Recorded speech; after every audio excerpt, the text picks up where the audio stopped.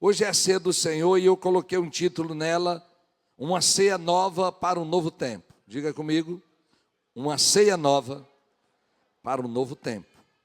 A ceia do Senhor,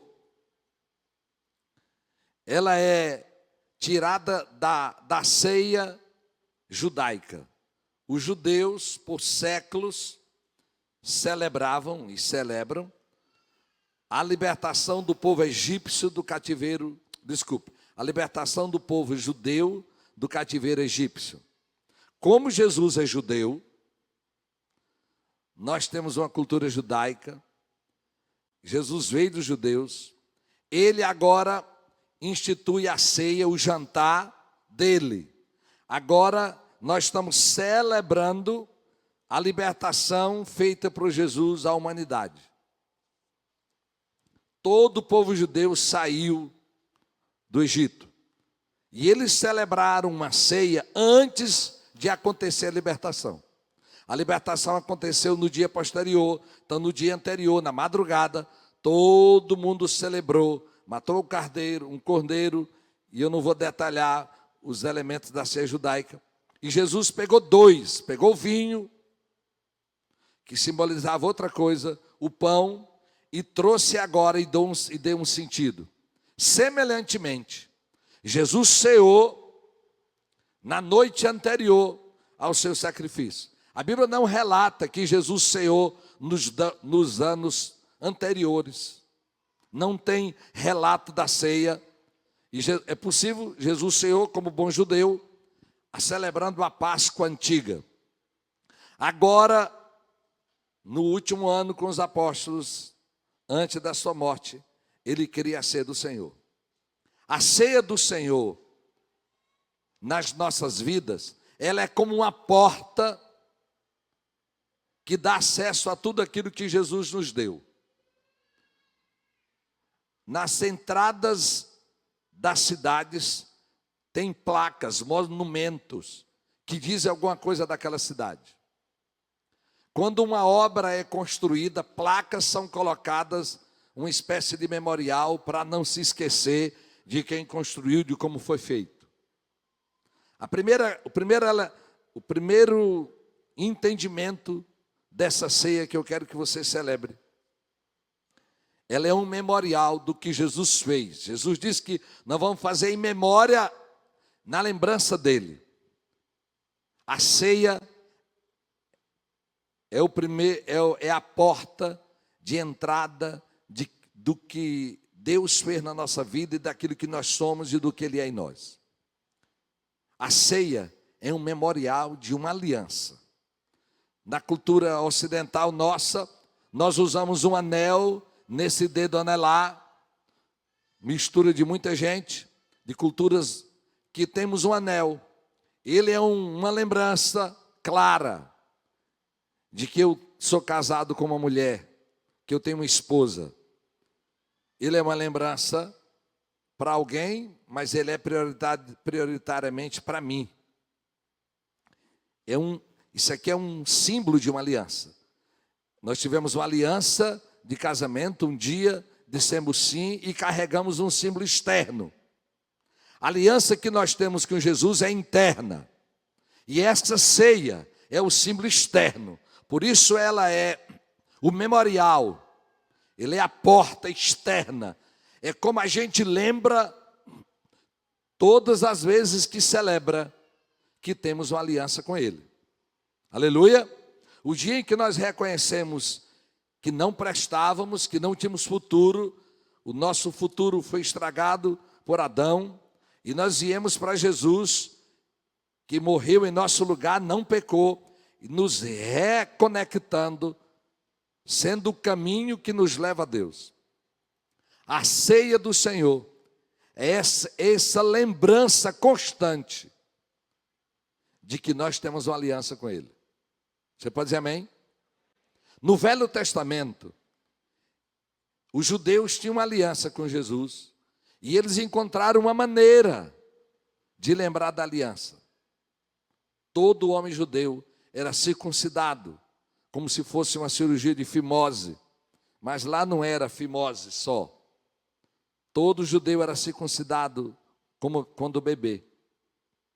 Todas as vezes que um homem judeu ia tomar banho, ele lembrava: eu tenho uma aliança. E no dia que Davi enfrentou Golias, Davi o enfrentou na convicção e na certeza de que ele tinha aliança com o Senhor dos Exércitos e que aquele gigante não tinha. Olha aqui para mim. A ceia do Senhor é a lembrança que você tem uma aliança com Jesus, para que você creia que com essa aliança você pode vencer os gigantes da sua vida. Você pode dizer amém? A convicção que você tem uma aliança, ela precisa lhe conduzir na sua vida. Davi disse: eu vou a ti, em nome do Senhor dos Exércitos. Quem é esse circunciso que afronta o Senhor dos Exércitos? Davi disse: quem é esse que não tem aliança com Deus? Irmãos, essa aliança é pela graça. Diga comigo, é pela graça. Essa graça não é uma permissão para pecar, mas essa é uma graça que me restringe, que me constrange a viver em santidade com gratidão. Mas acima de tudo, ela diz quem eu sou em Deus. Através de Jesus, eu sou irmão dele, filho de Deus, com destino eterno, com uma missão. Então a primeira coisa dessa ceia é que ela deve ser um memorial, uma lembrança daquilo que Deus é hoje para você através de Jesus e daquilo que você é para Ele. Você pode dizer amém? Por que eu estou lhe dizendo isso, irmãos? Todas as vezes que o diabo quer destruir ou desconstruir algo que está construído na vida de um crente, ele coloca dúvida. O seu pecado ou o meu pecado, ele atrapalha a nossa vida. Meu filho, eu acho que eu estou ouvindo mais o som de lá do que o de cá. Obrigado. Todas as vezes, todas as vezes que o diabo tenta desconstruir algo na nossa vida, ele coloca dúvida. Ele tem uma cultura milenar. Ele fez isso com Eva, ele fez assim com Jesus. Ele coloca dúvida. O seu pecado, ele atrasa a sua vida. Mas, irmãos, o seu pecado não pode anular a sua aliança. Em nome de Jesus. O pecado tem muitos prejuízos. Aliás, uma prova que a gente sabe que alguém tem aliança com Jesus, com Deus, é que ele não permanece no pecado. Glória a Deus. Se algum dia você estiver vivendo deliberadamente uma rotina dia após dia, semana após semana, em pecado, desconfie que você tem uma aliança com Ele. Quem tem aliança com Ele vai temer a Ele. Você pode dizer amém? Então a ceia diz que eu tenho uma aliança com Ele. Aleluia. Ela relembra isso. E eu quero ler com você 1 Coríntios. Eu tenho 30 anos de pastor. Eu conto nos dedos as vezes que eu li 1 Coríntios 11. Eu vou para Jesus, sempre para Jesus. Mas Paulo é inspirado por Deus e ele nos ajuda muito aqui. 1 Coríntios 11, do 17 em diante.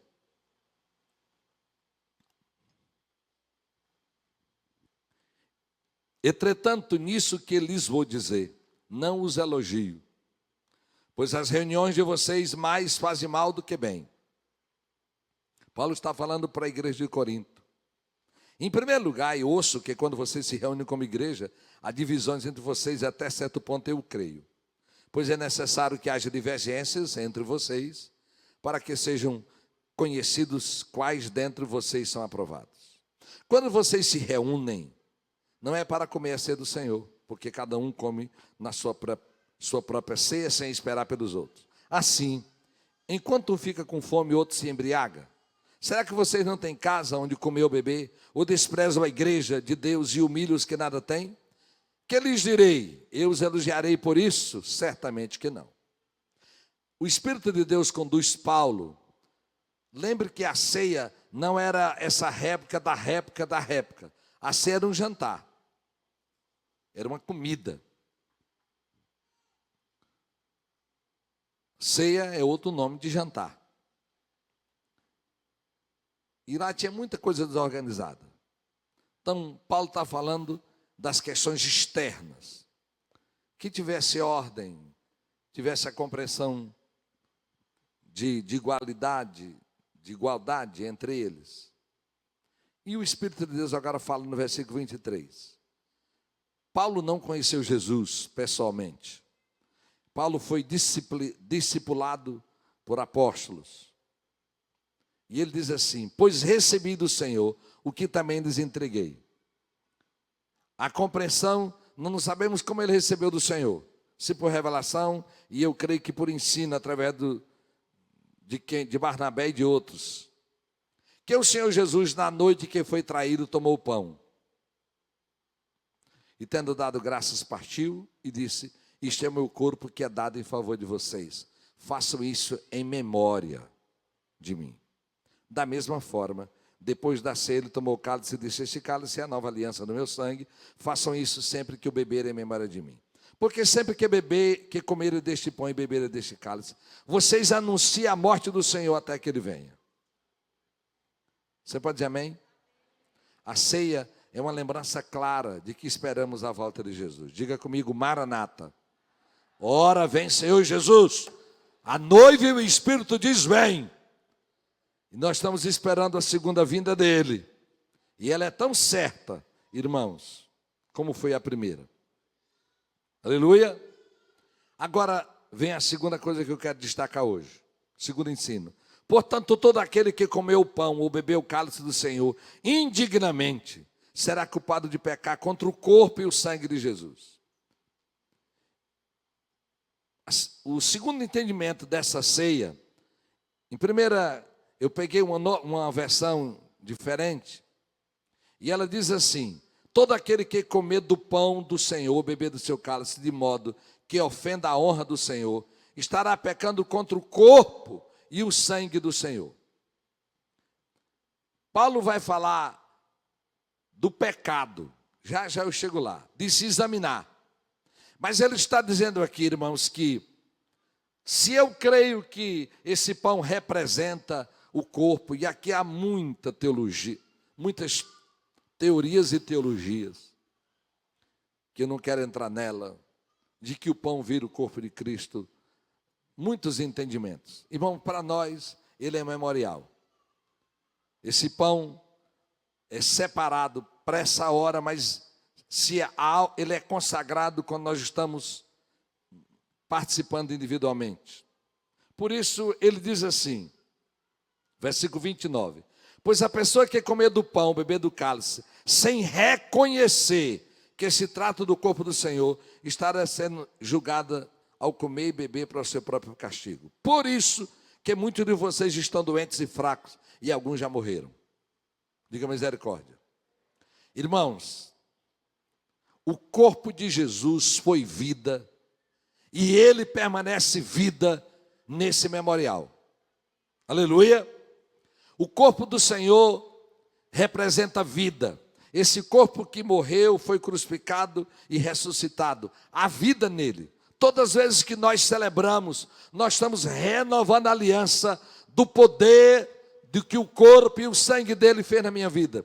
Irmãos, em nome de Jesus, se você participar da ceia como um ritual, sem discernir que você está participando de algo poderoso na sua vida, eu estou me tornando um com o corpo de Cristo, eu estou recebendo a vida dele em mim, e essa vida dele precisa de discernimento. E olha aqui, você é portador daquilo que Jesus conquistou na cruz. Ele está em você por fé, e por fé essa ceia tem um dinamismo, uma operacionalidade.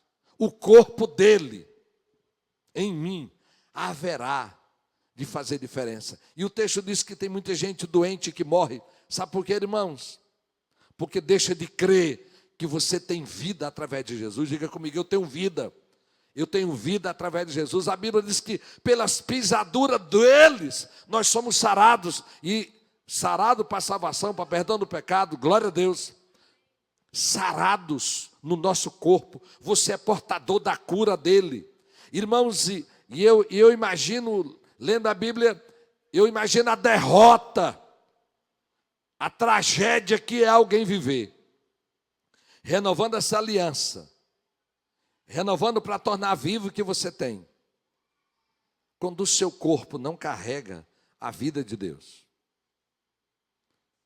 Em nome de Jesus, que você não esteja entre os fracos, nem entre os que morrem, porque você se apropria daquilo que nós relembramos, que é o sacrifício de Jesus na cruz.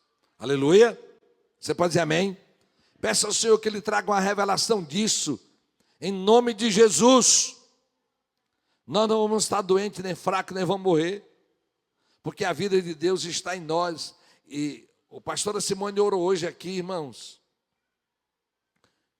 Senhor, nós não queremos gastar dinheiro com farmácias. Irmãos, e a gente é tão automático nisso, que você esquece de lembrar que Jesus está dentro de você, o Espírito Santo, o poder de Jesus está em nós, e que você tem autoridade. E é impressionante. Essa semana nós fomos visitar uma igreja, e foi um pastor conosco. Vontade de dizer que é o pastor Lucas americano. Olha, aí, e é natural. Ele disse, pastor, eu estou com dor de cabeça, só tem um remédiozinho aí? Eu tenho muita liberdade com ele nos serviu muito, foi meu secretário, motorista comigo, e até hoje é bom viajar com ele. Eu disse, menino, toma vergonha, eu sei orar ainda. Botei a mão na cabeça dele, ele dirigindo. E aí, passou, procurador. E ele, eu acho que está passando. Parece que tem um restinho ainda. Eu digo, restinho? Vai embora no nome de Jesus. E daqui a uns minutos, minha esposa ligada, disse, aí pastor Lucas, cadê a dor de cabeça? Ele disse, pastora, passou. Aí eu brinco com o Vicemar, abestalhado, tu não te disse, criatura. Então, irmãos, diga comigo, tem um poder dele na minha vida, irmãos, e como se eu quisesse gritar e dizer, acorda crente, a ceia do Senhor é para lembrar de que o poder conquistado por Jesus, para perdoar pecado, para salvação, para cura, ele está em você. Você renova a ceia para renovar a vida de Deus na sua vida. Você pode dizer amém? Eu não sei o que isso vai dizer para você, mas dentro de mim hoje foi uma reviravolta. Por isso Deus me disse, uma ceia nova para um novo tempo, em nome de Jesus. Aleluia. Em terceiro lugar, que eu quero destacar hoje, a ceia do Senhor, irmãos, o versículo, coloca aí meu filho, por gentileza, o versículo 28. E ele vai dizer, irmãos, que eu serei culpado de pecar contra o corpo dele. Olha o que ele diz. Examine-se, pois, o homem a si mesmo, e assim coma do pão e beba do cálice. O exame aqui serve para lembrar quanto você está crendo no poder, mas agora serve para você se examinar em relação a pecados. Essa semana, quando nós estávamos falando da ceia, o dia de ceia é um dia de templo lotado. Várias pessoas vêm para cear. Você pode dizer amém? Mas tem gente que diz, meu Deus, eu vim de novo para a ceia, caí no culto, esqueci o dia. Irmãos, a ceia não é para lhe condenar. A ceia é para que haja conserto na sua vida. Muitos pregadores acham que pessoas estão morrendo porque não se examina na ceia. É possível. Não são honestos. E eu não quero retirar isso. Mas eu quero dizer para você, porque tem base bíblica. Olhe o que diz 1 Timóteo 1, 28. Examine-se cada um a si mesmo. Não, desculpa. Aí eu. 1 Timóteo 1,18. Vamos lá, vamos ler comigo. Vamos lá, todo mundo? Timóteo, meu filho, dou-lhe essa instrução, segundo as profecias já proferidas a seu respeito, para que seguindo-as você combata o bom combate. Aleluia? Vamos no 19. Vamos lá, mulheres, leia comigo. Mantendo a fé e a boa consciência, que alguns rejeitaram e por isso naufragaram na fé. Sustenta aí. Quando o Espírito de Deus fala a Paulo que eu preciso me examinar, ele agora está falando da minha consciência. E consciência pode ser boa ou ruim. A fé é que sempre é boa. Mas a minha consciência, irmãos, se você não for honesto, você é candidato a se afundar na fé. Diga misericórdia. E Paulo vai citar pessoas que afundaram na fé. Então a ceia é a maneira de Deus nos guardar, nos proteger desse afundamento espiritual, desse naufrágio, em que nós vamos ser honestos com Ele. Tudo que a Bíblia manda repetir, irmãos, tem mais razão para existir do que nós conseguimos compreender. Tudo que a Bíblia manda fazer muito, é porque é importante, porque é muito importante. A ceia é dos atos mais repetidos. É a ordenança, a segunda ordenança. E nessa hora, irmãos, é hora de você ser honesto com Deus. Eu imagino, espero em Deus, que a maioria de vocês que estão me ouvindo em casa e aqui, você não está vivendo em um pecado, em um adultério, em um roubo constante, em uma corrupção. Mas não posso ser ingênuo de achar que algum de vós que estão aqui ou estão me ouvindo estão em consciência em tal realidade. Mas olha aqui para mim. Examine-se se outras áreas da sua vida, talvez a sua vida não tenha pecados como se fosse pecados ativos, pecados morais, no sentido de que seja visível. Mas olhe se sua vida não tem pecados de omissão, se sua vida não tem pecados de motivação errada. Foi o que Deus me disse hoje pela manhã. E eu estou presumindo que parte de vocês não estão pecando em algo que prejudica alguém. Mas, irmãos, quando você deixa de abençoar, você também peca. Examine-se, Senhor, eu tenho pecado na omissão. A Bíblia diz que todos aqueles que podem fazer o bem e não faz, peca. Você tem se omitido. Omissão também é pecado, irmãos. A religião, ela entra na gente como eu sou um bom cidadão, um cristão, eu não mexo com a vida de ninguém, eu não quero nada do que é dos outros. Mas como está o bem que você faz para alguém que não merece? Como andam as motivações dentro de você? Que você mantenha a fé. E eu acho que a maioria de vós que estão me ouvindo estão mantendo a fé. Mas, irmãos, uma pessoa naufraga na fé, não só quando mantém a fé, mas quando sua consciência não se mantém boa. Diga comigo, eu vou parar de me enganar. Diga comigo, eu vou parar de me enganar.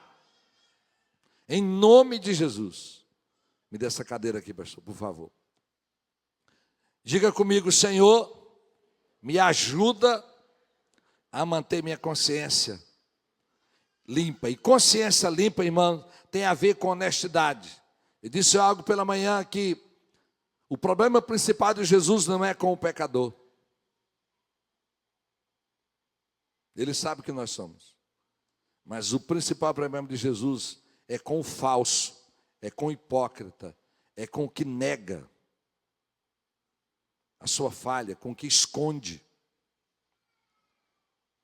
A ceia do Senhor é dia de você se examinar. Você tem uma aliança, você sabe o poder do que Jesus conquistou, mas agora precisa se examinar para você não desvalorizar o que Jesus fez. Essa coisa tão preciosa, nós precisamos ser honestos diante dele. E essa honestidade, o Senhor me disse algo muito forte de manhã. O poder do sangue de Jesus, o poder do sacrifício dele para perdoar pecados, é o mesmo poder, na mesma relação, para me fazer vencer o pecado. Você pode dizer amém? O poder advindo da cruz de Cristo, para perdoar pecados, para curar doenças, para desestruturar tudo aquilo que os demônios constroem, também é o poder para nos livrar do pecado. Você tem se omitido de algo? Irmãos, e é fácil se omitir. E toda omissão, ela revela que a religião, a religiosidade cresceu e o amor de Deus não cresceu na mesma proporção. Quando Jesus quis mostrar para os fariseus o que era amor, ele contou uma história, uma parábola, de religiosos que vinham de Jerusalém, desciam de Jerusalém, então eles estavam vindo de uma escala deles no templo. Um era levita, um outro era um escriba. Eles tinham escalas. Vinham de Jerusalém e encontrou um homem deitado no chão. E um sacerdote não podia tocar no morto, porque ele se tornava impuro e ele não estaria na próxima escala.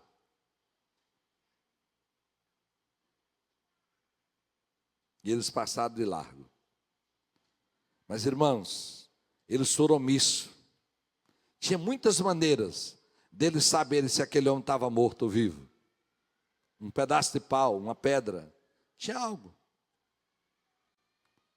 para aquele homem gemer e eles fazerem algo.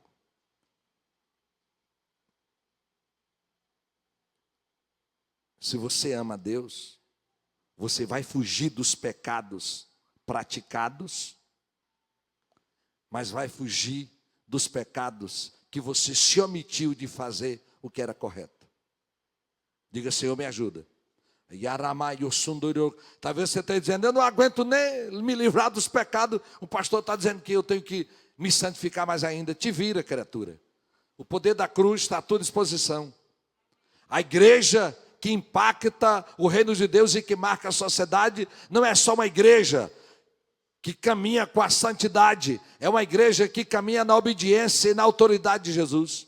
A igreja de Jesus é uma igreja que foge daquilo que contraria a santidade de Deus, mas é uma igreja que não se omite de fazer o que precisa fazer para abençoar pessoas. Que você seja fiel à sua mulher, mas que você faça o bem para quem precisa fazer. Jesus não salvou você para você ser bonitinho e cumprir os pecados morais, é tua obrigação. Não precisa ser crente para não ser raparigueiro, não. Só basta ser inteligente. Não precisa ser crente para não ser corrupto. Não, irmãos, isso é ético. O humanismo já prega isso.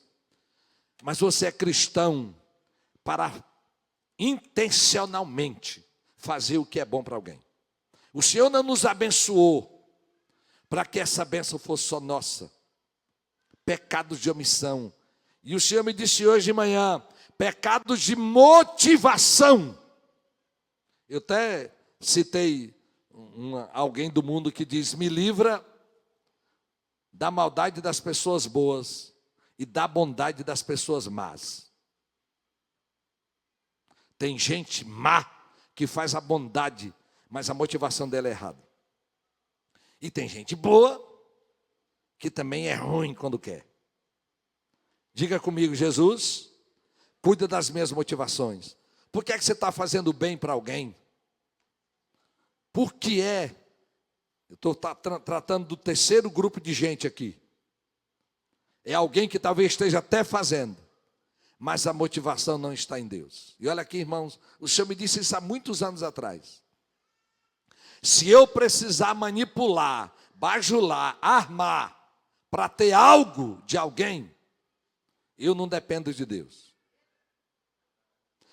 Se você depende de Deus, você não tem que armar, não tem que manipular, porque você serve ao Deus vivo, ao único Deus, que move os céus e a terra para lhe abençoar.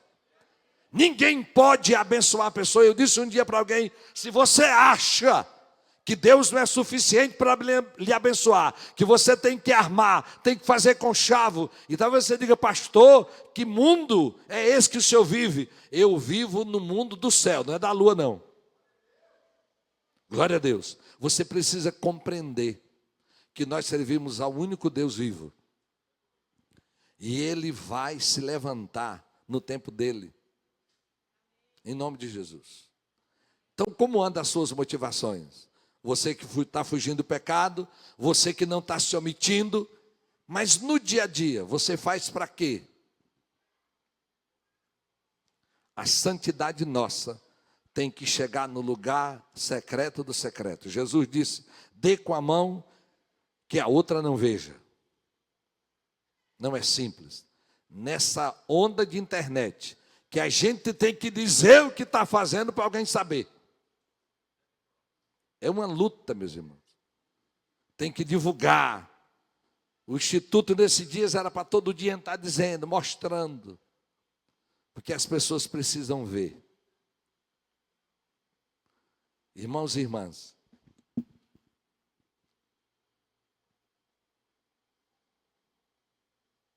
que a sua motivação esteja pura. Porque ninguém vai impedir você de ser abençoado. Aleluia.